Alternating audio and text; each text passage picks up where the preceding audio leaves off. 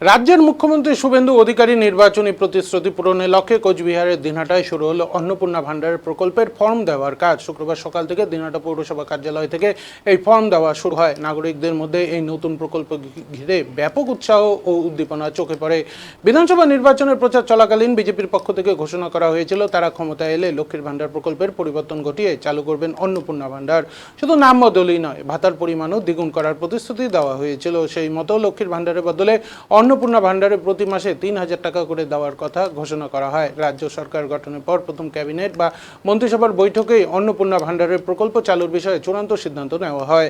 আর সেই সিদ্ধান্তের মাত্র কয়েকদিনের মধ্যেই রাজ্য জুড়ে শুরু হয়ে গেল তার প্রশাসনিক তৎপরতা। দিনহাটা পৌরসভা চেয়ারম্যান অপর্ণা নন্দী সংবাদ মাধ্যমকে জানান, রাজ্য সরকারের নির্দেশিকা মেনেই পৌরসভা এলাকায় অন্নপূর্ণা ভান্ডারের ফর্ম দেওয়া শুরু হয়েছে। সকাল থেকেই ফর্ম নেওয়ার জন্য উপভোক্তাদের লম্বা লাইন লক্ষ্য করা গেছে।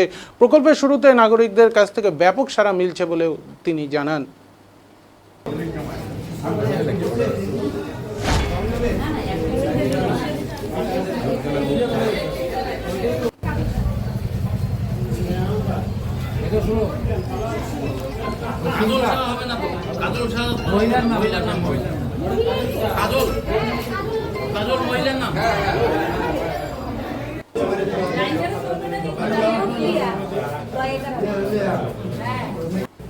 এটা সরকারের নির্দেশে অন্নপূর্ণা ভান্ডারের ফর্ম বিলি করা হচ্ছে। এসডিও পাঠিয়েছে আমাদের এখানে।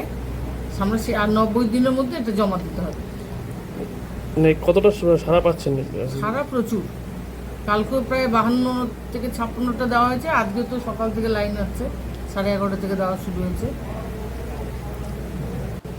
এটা সরকারের নির্দেশে